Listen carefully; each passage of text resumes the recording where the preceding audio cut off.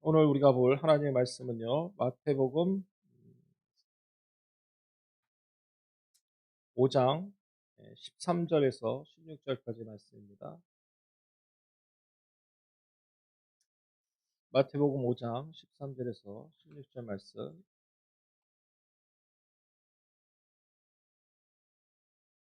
제가 대신 대독하도록 합니다. 마태복음 5장 13절에서 16절 말씀입니다. 너희는 세상의 소금이다. 소금이 짠맛을 잃으면 무엇으로 그 짠맛을 되찾게 하겠느냐? 짠맛을 잃은 소금은 아무데도 쓸데가 없으므로 바깥에 내버려서 사람들이 짓밟을 뿐이다. 너희는 세상의 빛이다. 산 위에 세운 마을은 숨길 수 없다. 또 사람이 등불을 켜서 말 아래다 내려놓지 아니하고 등경 위에 놓아둔다. 그래야 등불이 집 안에 있는 모든 사람에게 환히 비친다. 이와 같이 너희 빛을 사람에게 비추어서 그들이 너희의 착한 행실을 보고 하늘에 계신 너희 아버지께 영광을 돌리게 하여라. 아멘. 한 주도 편안하셨습니까? 제가 지난주 설교를 모니터링 해보니까 제가 항상 설교한 내용을 다시 살펴보는데요. 제가 지난주에 본문을 우리가 마태복음 5장을 읽었는데 설교할 때는 계속 4장이라고 하는 그런 실수를 했습니다. 잘못 말하는 어떤 그런 실수했었는데 여러분 4장이 아니라 지난주 5장이었다는 점을 이 시간을 들여서 정정하는 말씀을 드립니다. 자, 오늘은요, 지난주에 이어서 산상수훈 말씀 중에 소금과 빛에 관한 말씀이죠. 지난주에서 산상수훈의 말씀이 계속 진행되고 있는데, 오늘은 소금과 빛에 관한 말씀입니다. 그래서 여러분 오늘 본문에 보시면 예수님께서 제자들에게 13절이죠. 너희는 세상의 소금이다. 너희는 세상의 빛이다. 이렇게 예수님이 선포하셨습니다. 근데 제가 볼 때는요, 아마 이 당시 때에 예수님께서 하신 이 말을 들은 제자들의 반응, 제가 볼 때는 아마 예수님의 이 말씀에 이 제자들이 굉장히 좀 많은 충격을 받지 않았을까 하는 생각이 드는데, 왜냐하면 예수님의 제자들은 어떤 일이나 어떤 사건에서 그것에 대한 어떤 일이나 사건에서 자기들이 그 일에 대한 주체가 된다는 걸 이 제자들은 생각할 수 없는 일이라고 아마 여겼을 겁니다. 그런데도 예수님은 그런 제자들을 향해서 너희가 바로 세상의 소금이다.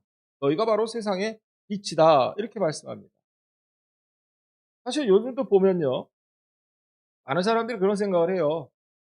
이 세상을 바꾸는 사람은 최소한 나보다 낫거나 또는 어떤 특별한 능력, 특별한 어떤 힘을 가진 그런 사람이 세상을 바꾸는 것이다. 이렇게 생각을 합니다.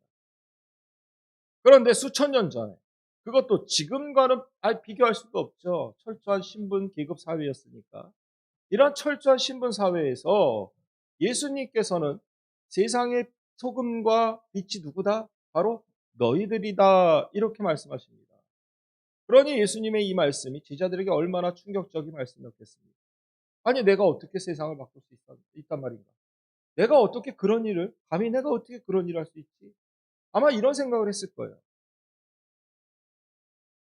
우리 사람들은요. 현실이 암울할 때마다 뭔가 지금보다는 좀 더 나은 다른 세상이 올 거라는 기대를 하게 됩니다. 그러면서도 그 변화의 주체가 나라고 생각하진 않아요. 나로 인해서 오는 것이 아니라 누군가 다른 사람, 나보다 잘난 사람, 나보다 똑똑한 사람, 이런 사람에 의해서 세상이 바뀔 것이다. 이렇게 생각을 합니다. 그런데 여러분 생각해 보세요. 만일 예수님의 제자들이 예수님을 만나지 않았더라면, 만나지 못했더라면, 과연 이 제자들의 삶은 어땠을까요? 그냥 팔레스타인이라는 그 시골 마을에서 태어나서 흔적도 없이 살다가 생을 마감했을지도 모릅니다. 하지만 그 제자들이 예수님을 만나고 그분의 말씀과 만났을 때 그들의 삶은요, 오늘 우리에게까지 많은 흔적을 남기고 있다는 사실입니다. 그런데 이게 예수님의 제자들에게만 유효한 일이 아닙니다. 오늘 우리에게도 예수님은 너희는 세상의 소금이고 너희는 세상의 빛이다. 지금 이 순간에도 우리를 향해 예수님은 이렇게 말씀하고 계십니다. 그렇다면 예수님께서 말씀하시는 이 소금과 빛, 과연 이게 뭘까요? 어떤 걸 의미하는 걸까요? 도대체 이 소금과 빛이라는 것이 무엇이길래 그 갈릴리 출신의 그 어부들, 갈릴리 그 어부 출신들의 삶을 변화시킨 걸까? 오늘은 여기에 대해서 우리가 본문을 통해 좀 살펴보고자 합니다. 자, 마태복음 5장 13절 말씀. 예, 우리가 오늘 읽은 말씀이죠. 본문에 보세요. 너희는 세상의 소금이다. 소금이 짠맛을 잃으면 무엇으로 그 짠맛을 되찾게 하겠느냐? 짠맛을 잃은 소금은 아무 데도 쓸 데가 없으므로 바깥에 내버려서 사람들이 짓밟을 뿐이다. 자, 13절 말씀이 이렇게 되죠. 여러분, 여기서 예수님은 너희는 세상의 소금이다라는 말씀을 시작으로 이제 소금과 빛이라는 설교를 우리에게 증거하고 계시는데요. 여기서 너희는이라는 이 말의 대상, 이 너희는이라는 이 대상은 좁게 보면 예수님 앞에 선 제자들이겠죠. 또 무리들이겠죠. 하지만 넓은 의미로 보면 예수 그리스도를 위해서 고난받고 핍박받는 사람, 나아가 그런 현실의 어려움 속에서도 기뻐할 줄 아는 사람. 우리가 지난주에 팔복에 대해서 보았는데 바로 그 팔복에 해당하는 사람들이라고 할 수 있습니다. 예수님은 바로 이런 사람이 뭐다? 세상의 소금이다. 이렇게 선포하고 계십니다. 여러분, 흥미로운 건요. 우리가 이 성경을 볼 때 시제가 뭐 신학을 공부한 사람은 시제가 좀 중요한데 이게 현재냐 미래냐 과거냐 이런 게 좀 중요한데, 자, 흥미로운 사실은 너희는 세상의 소금이다라는 이 말씀의 시대가 현재형이에요, 현재. 그러니까 앞으로 너희는 소금이 될 거야. 너희는 소금이 될지도 몰라. 이런 뜻이 아니라 지금 너희는 소금이다. 이런 말입니다. 그러니까 우리가 하나님의 자녀로 부름받은 그 순간에 우리는 이미 뭐예요? 세상의 소금이 된 거예요. 우리가 하나님을 예수 그리스도를 주님으로 고백하는 그 순간에 우리는 소금이 된 겁니다. 그런데 어떻습니까? 지금 나는 소금의 삶을 살고 있습니까? 아니면 소금이 아닌 세상과 밀착한 그런 삶을 살고 있습니까? 프랑스의 피에로 신부님이 이번 돌아가셨는데요. 이 피에로 신부님이 음, 가장 크게 주력했던 사역이 집 없는 사람들을 도와주는 사역이었어요. 평생을 하셨던 분입니다. 1940년도로 기억하는데 1940년부터 시작됐어요. 그런 사역이. 이 피에로 신부님이 자기 집을 개조를 해요. 개조를 해서 사람들에게 잠자리를 제공해주는 공간으로 개조를 합니다. 집 없는 사람들에게. 그리고 뭐 월세를 받거나 그런 게 아니에요. 그냥 무상으로 제공을 해줘요. 자기 집을 이렇게 쪼개서 방을 만들어서 거기에 사람들이 거처할 수 있도록 해주는 그런 일을 했어요. 그리고 이런 소문이 계속 퍼져나가면서 집 없는 많은 사람이 피에로 신부님의 집으로 몰려오게 됩니다. 그러다 보니까 집안에 뭐 공간이 정해져 있는지라 저는 그 사람들을 수용할 수가 없었습니다. 어떻게 해야 될까? 아, 내가 더 이상 공간이 없는데 이 사람들 계속 몰려오는데 이 사람들을 어떻게 수용할 수 있을까? 이 피에로 신부님이 고심 끝에 정말 상상할 수 없는 일을 합니다. 어떤 일이냐? 여러분, 카톨릭 교회 가면은 이 성상들이 많지요. 성상들이 많은데 교회 예배당에 있는 예수님의 형상을 철거를 해요. 예수님의 형상을 철거해서 그 예수님의 형상을 다락에다가 모셔두고 그 공간에다가 사람들의 잠자리를 마련해 준 겁니다. 이 예배당을 개조해서 이 예배당, 쉽게 얘기하면 예배당을 개조해서 사람들이 잘 수 있는 공간을 마련해 준 거예요. 이게 왜 충격적이냐? 어떤 사람들에게는요, 굉장히 그런 것들을 중시 여기는 어떤 나름 경건하다고 생각하는 그런 사람들이 들으면 그런 일들은 정말 천인공노할 짓이죠. 어떻게 감히 예수님의 그 형상을 저기 다락방에다 치워버리고 어떻게 그 자리에 이런 얘기가 나올 수 있어요. 아마 피에로 신부님도 그걸 감안했던 것 같아요. 그래서 설교 시간에 이런 설교를 예? 했다고 합니다. 이거를 이제 그분이 설교한 내용을 제가 그대로 읽어 드릴게요. 그분이 이런 얘기를 했대요. 때때로 나는 노숙자들을 위한 우리의 헌신이 이처럼 널리 알려지게 된 건 우리 집에 계시던 예수님이 맨 먼저 당신의 자리를 집 없는 사람들에게 내놓으셨기 때문이 아닌가 생각합니다. 이런 설교를 했다고. 그러니까 이게 무슨 이야기냐? 예수님께서는 우리를 위해서 정말 아무 조건 없이 자신까지 희생하셨는데 이런 예수님을 믿으면서 내 자리를 먼저 내주려는 그런 솔선수범의 태도가 아니라 오히려 내 자리에 급급해하고 내 이익에만 급급해하는 건 우리 그리스도인으로서 다시 한번 생각해야 될 문제가 아니냐, 이런 어떤 설교라고 할 수 있습니다. 뭐 여러분들도 뭐 뉴스를 통해서 다 접하셨을 겁니다. 저는 뭐 이 IMA 선교회에서 이제 국제 뭐 학교 아시죠?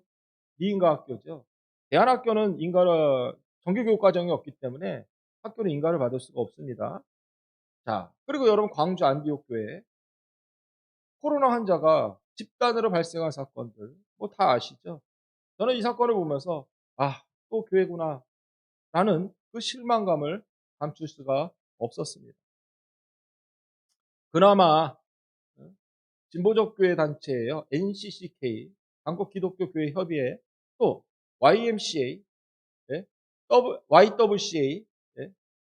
이 사람들이 모여서 그 기자회견을 통해 뭐 대국민 사과도 하고 한국교회 자성을 촉구하는 기자회견도 했지만 여러분 이미 교회를 보는 사람들의 반응은 싸늘함을 넘어서 분노였습니다. 그래서 이제 어떤 분은요, 그 국제학교 정문에 있는 그 성경 말씀, 예수를 믿으라, 그거 있죠? 예, 구원을 얻으리라. 그 현판에다가 계란까지, 이 달걀까지 투척하면서 정말 이 교회에 대한 분노를 쏟아내는 그런 모습도 보았습니다.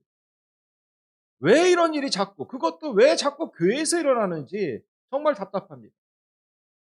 정말 형장 예배를 드리지 않으면 하나님이 그 예배를 받아주시지 않는다라고 생각하기 때문인지 정말 저는 이런 일을 볼 때마다 한국 교회의 현실이 정말 답답하기만 합니다. 우리 사랑하는 성도님, 우리 예수님은요, 자신을 필요로 하는 사람들에게 그 사람이 누구든지 상관이 없어요.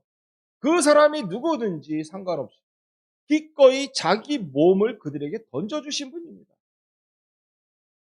여러분 이걸 뭐 희생이라고 하든 아니면 뭐 헌신이라고 표현하든 상관없습니다.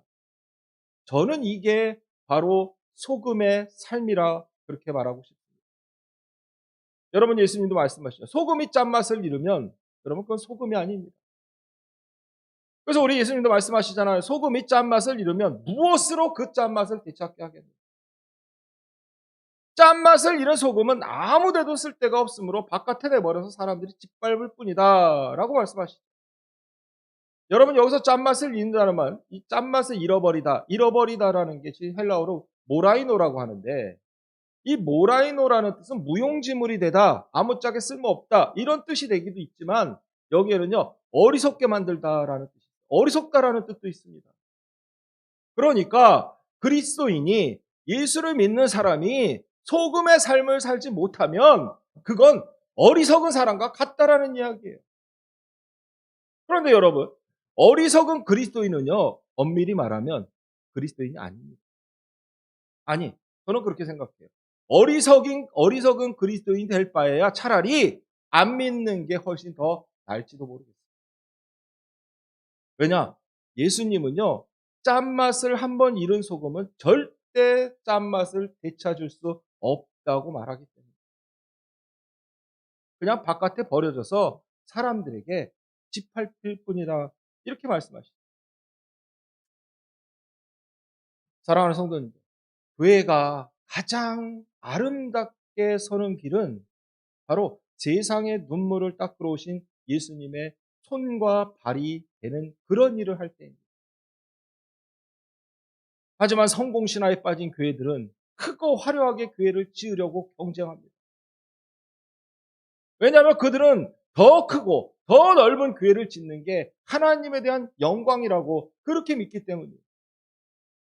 하지만 이건 그들의 솔직히 누추한 변명이고, 정직하게 말씀드리면 하나님을 영화롭게 하려고 크게 짓고 화려한 예배당을 짓는 것이 아니라, 그게 이유가 아니라 자기들 이름을 드러내기 위해서입니다.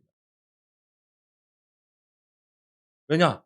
여러분 성경 어디를 봐도요, 교회 건물의 크기나 화려함이 하나님의 영광과 비례한다는 말씀은 성경 어디에도 없습니다. 아무리 화려하고 큰 건물 지어도요, 그 속에 정말 예수 정신이 없다면 그건 교회가 아닙니다. 그냥 큰 건물일 뿐입니다. 우리 교인들도 마찬가지입니다. 그리스도인도 마찬가지예요. 예수님이 우리에게 소금이 되라고 말씀하시는 건 우리 본질이 소금으로 바뀌어야 된다는 이야기가 아니에요. 제가 그랬어요. 사람 바꾸면 죽습니다. 본질이 바뀌라는 말이 아니라 우리가 해야 할 일이 소금의 역할이라는 이야기입니다. 자꾸 소금의 역할을 하려고 노력하라는 이야기예요. 그러니까 교인으로서 예배만 잘 드리고 헌금 잘하는 것에 만족하지 말고, 여러분 이건 그냥 당연한 일이에요. 그리스도인의 책무라고. 예배 드리고 헌금하는 것 그리스도인의 책무입니다. 소금의 역할은 우리 각자 삶의 자리에서 소금이 되려고 애쓰라는 이야기예요. 교회 안이나 교회 밖이나 그 삶이 일치되는 삶, 이게 바로 예수 정신을 영혼에 담은 교인의 뿌리입니다. 정말 이제 이런 삶, 누누이 말씀드리지만 어려운 삶입니다. 하지만 교회에서뿐만 아니라 우리 주어진 삶의 자리에서도 정말 이제 소금의 삶을 살려고 노력하는 정말 저와 여러분 되시기를 주님의 이름으로 간절히 축원합니다. 자, 마태복음 5장 14절 말씀 봅니다. 너희는 세상의 빛이다. 산 위에 세운 마을은 숨길 수 없다 말씀하십니다. 자, 여러분 여기서 세상의 빛, 여기서 빛이라는 말은요, 빛 굉장히 중요하죠. 성경의 빛은 뭐 이런 광명체 빛도 있지만 성경에 나오는 대부분의 빛은 오르입니다. 오르. 하나님의 빛이에요. 하나님의 형상으로 변화시켜도 됩니다. 비슷한 뜻이에요. 자, 헬라어는 포스라고 하고 히브리어는 오르라고 합니다. 이 오르에 대해서는 제가 여러 번 언급했는데, 전에도 말씀드렸지만 창세기 3장 6절에 보시면 하나님이 말씀하시기를 빛이 있으라. 첫 번째 빛, 이 빛이 오르입니다. 하나님의 빛이에요. 그러니까 너희는 세상의 빛이라는 말은 하나님을 믿지 않는 사람들이 우리를 통해서 하나님을 볼 수 있어야 된다는 거예요. 우리를 통해서 하나님을 경험할 수 있어야 된다는 거예요. 아, 정말 저 사람 하나님의 사람이구나 라고 느낄 수 있어야 된다는 거예요. 저는 1960년대 또 70년대 뭐 그 이전 그 영화나 드라마를 되게 좋아합니다. 네, 좋아하는데 그 흑백으로 나오는 그 6, 70년대 영화나 드라마를 보면 그 당시 사람들이요, 이 교회 다니는 사람들을 어떻게 대했는지를 그 영화에는 이렇게 뭐 자주 나오지는 않지만 간혹 보면요, 어떻게 대했는지가 나옵니다. 교회는 항상 언덕배기 위에 있고, 네? 언덕배기 위에 십자가 우뚝 세워서 있고요. 또 교회 다니지 않는 사람들은 교회 다닌다는 이유만으로도 그 교인들에게 우호적이었습니다. 완전히 오늘날과 비교하면 극과 극이죠. 그런데 왜 오늘날은 이렇게 바뀌었을까? 왜 교회가 이 지경에까지 이르게 된 걸까요? 교인들에게 있어야 할 빛이 없어졌기 때문에, 이 오르가 없어졌기 때문입니다. 하나님의 형상을 잃어버렸기 때문이에요.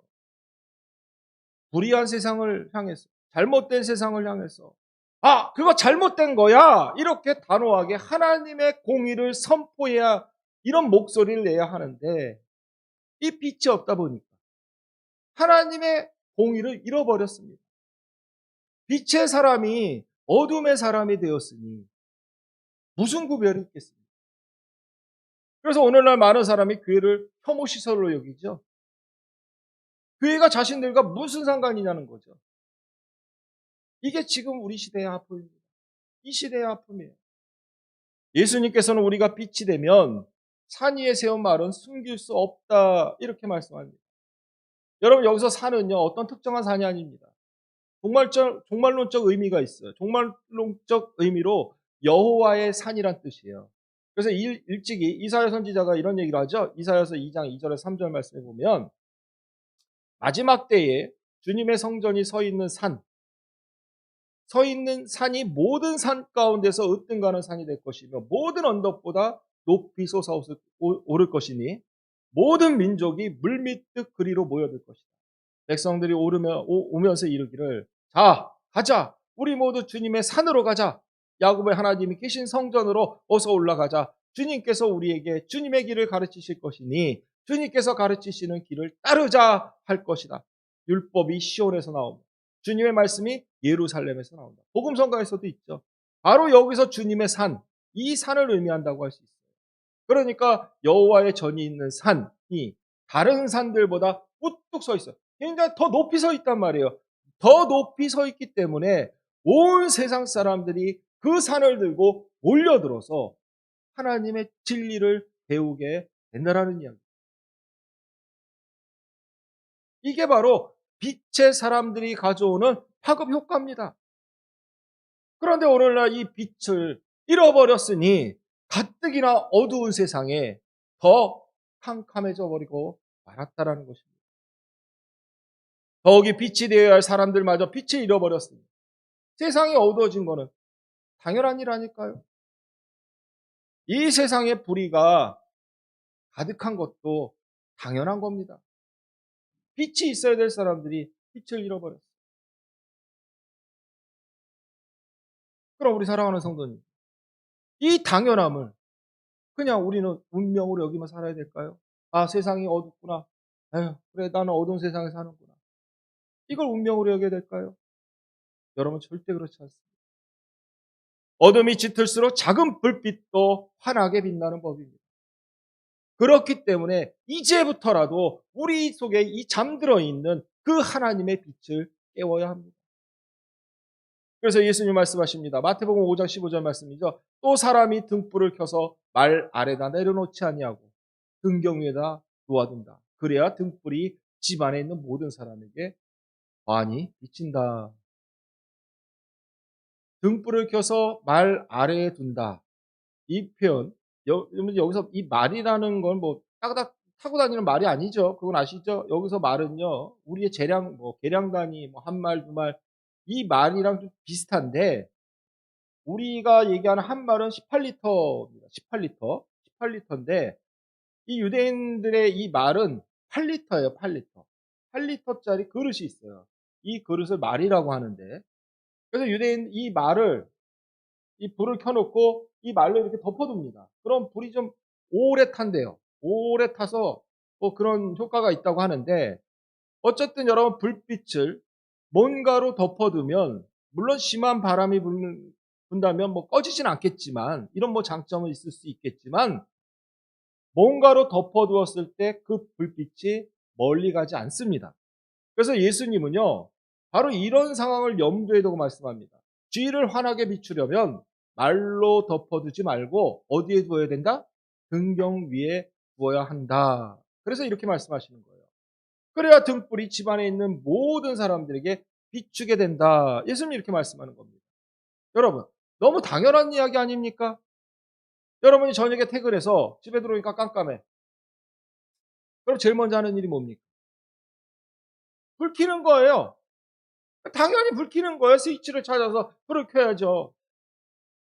그런데 왜 이 당연한 걸 안 하는 걸까요? 아니면 못 하는 걸까요? 어두워진 세상을 밝히는 빛은 여러분 사랑과 배려와 이해입니다. 이걸 연료로 빛을 발할 때 어둠도 물러가고 차가워진 상대의 마음도 따뜻하게 만들 수 있는 거예요. 그래서 어떤 목사님이 그러더라고요. 초라는 것은 자신을 태워서 빛을 비춰주지만 우리 인간은, 우리 사람은요, 애태움으로 빛을 발하는 것이다. 이런 얘기를 합니다. 애태움. 사랑과 배려와 이해. 이게 우리의 일상적 성품이 되는 것. 이게 바로 등경 위에다가 빛을 두는 삶이라고 할 수 있습니다. 하지만 안타깝게도 이 코로나 때문인지 정말 사람들의 마음이 더 닫혀버렸어요. 마음이 차가워진 사람들이 너무 많습니다. 다들 힘들다 보니까 그럴 수 있겠죠. 그렇기에 더 우리는 포기해서 안 됩니다. 쉽지 않은 일입니다. 하지만 우리가 더 이해하고 배려하고 사랑하려 한다면 우리를 통해서 발화되는 이 빛이 설령 이 빛이 아주 작은 빛일지라도 내 주위에 그 어두움만큼은 물리칠 수 있다라는 사실. 우리 사랑하는 성도님, 정말 힘들고 어려워요. 하지만 정말 내 한 몸 검사하는 것도 버거운 그런 시대를 살고 있지만 그래도 우리 주님이 주신 사명이 배려하고 이해하고 사랑하는 사람이 되려고 애쓰는 그런 저와 여러분들 되시기를 정말 주님의 이름으로 간절히 축원합니다. 자, 마태복음 5장 16절 말씀입니다. 이와 같이 너희 빛을 사람에게 비추어서 그들이 너희의 착한 행실을 보고 하늘에 계신 너희 아버지께 영광을 돌리게 하여라. 자, 여러분 이 착한 행실, 이 착한 행실은요 소금과 빛의 삶을 지향할 때 얻게 되는 열매입니다. 성경이 말하는 착한 행실의 대표적 예는 여러분도 잘 아시는 선한 사마리아 여인의 이야기, 선한 사마리아 사람의 이야기. 그러니까 예수님은 어떤 사람이 예루살렘에서 이 여리고로 이렇게 가는 길에 강도를 만나 거의 죽게 되었다라고 말씀하시면서 제사장이 지나가고 레위 사람이 지나가고 사마리아 사람이 지나가면서 어떤 반응을 보였는지를 우리에게 가르쳐 주었습니다.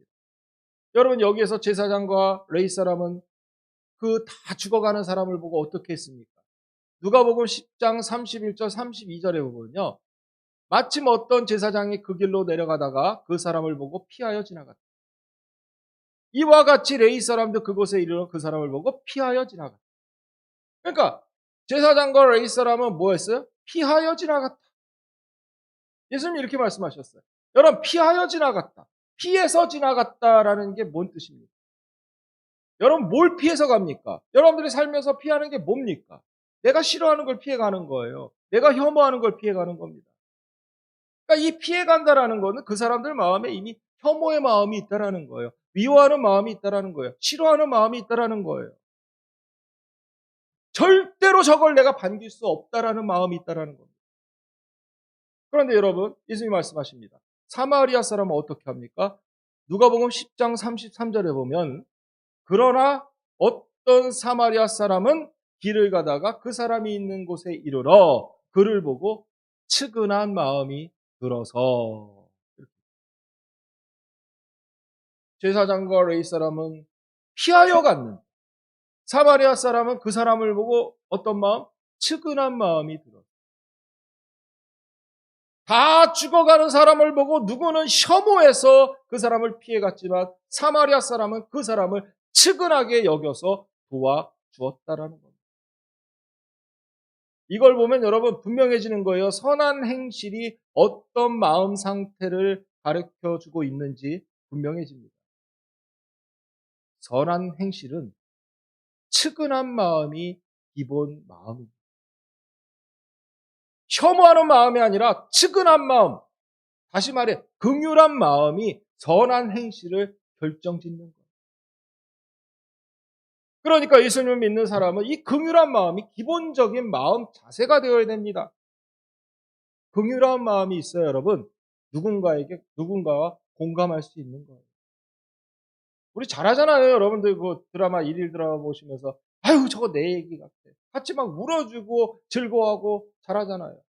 그게 바로 측은한 마음입니다. 그런데 드라마에 나오는 사람을 보고 측은한 마음을 갖지 마시고 이제 내 주위 사람을 보고 그런 마음을 가져야 됩니다. 여러분 제가 지난주 팔복에서도 예수님은 자비한 사람은 복이 있다 이렇게 말씀하시면서 그 이유를 뭐라고 했습니까? 하나님도 그 사람을 자비롭게 대하기 때문이다라고 예수님 말씀하셨어요.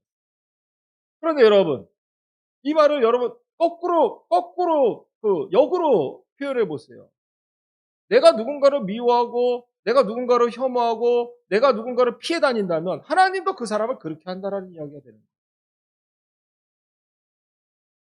하지만 우리가 소금과 빛의 삶을 지향하고 선한 행실을 열매로 맺고자 그런 삶을 살면 분명 우리 하나님께서 그에 합당한 다양한 방법으로 우리를 축복해 주시기도 하지만 우리 예수님은 이제 그걸 넘어서 또 다른 말씀을 하십니다.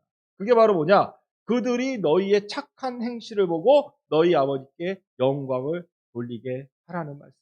그러니까 선한 행실엔 나의 의가 드러나게 하는 게 아니라 하나님을 영화롭게 하는 것이 목적이 되어야 한다는 거예요. 이게 그리스도인의 선한 행실. 내가 착한 일하니 선한 행실을 하니까 누군가 나를 막 으쌰으쌰 그런 목적으로 하는 게 아니라 하나님을 영화롭게 해드리는 목적이 되어야 한다는 거예요. 가끔가다 우리 의인상 받은 사람들을 보면 영웅 같은 정말 그 긴박한 현장에서 다른 사람을 막 도와주는 그런 의인들이 있잖아요. 그 사람들의 보면은 그 사람들을 찾아가서 이제 인터뷰를 해요. 어떻게 그런 일을 하실 수 있었습니까? 그럼 그 사람들이 누누이 하는 얘기가 뭡니까? 당연한 일 아닙니까? 저는 그 말을 들을 때마다 왜 우리는 당연한 일을 하지 못할까? 그런 생각이 들어요. 여러분, 선한 행실도 마찬가지입니다. 내 의가 되어서는 안 돼요. 우리가 그 당연한 일을 할 때, 선한 행실을 할 때 하나님을 영화롭게 해드리는 일이 된다는 것이죠. 여러분, 이게 중요한 거예요. 우리 교인들은요, 어떤 경우에도 자기 의나 공과를 드러내는 목적으로 뭔가를 해서는 안 됩니다.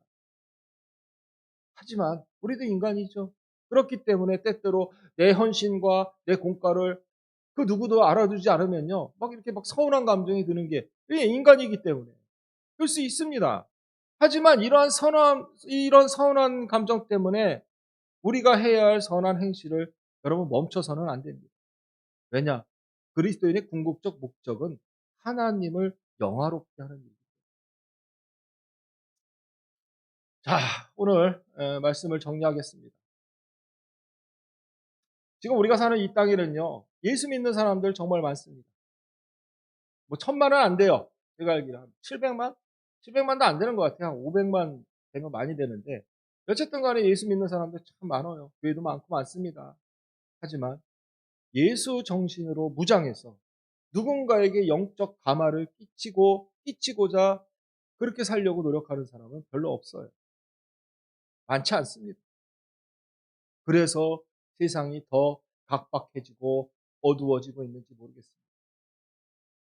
그런데 예수님께서는 이런 때일수록 소금과 빛이 되는 삶을 지향하고 선한 행실을 베풀며 살라라고 우리에게 말씀합니다. 이제 이 소금과 빛이 되라는 이 말씀이 우리에게는 때때로 과분한 말씀이 되기도 합니다. 도전적인 말씀이 되기도 합니다. 왜냐? 정말 어려운 길이기 때문에. 하지만 이제 이 말씀은 내 삶에서 도전이요, 부르심이다라는 걸 기억하시고 정말 이 놀라운 우리 주님의 가르침을 감사함으로 받아 사는 저와 여러분들 되시기를 정말 우리 주님의 이름으로 간절히 축원합니다. 자비하신 하나님, 너희는 세상의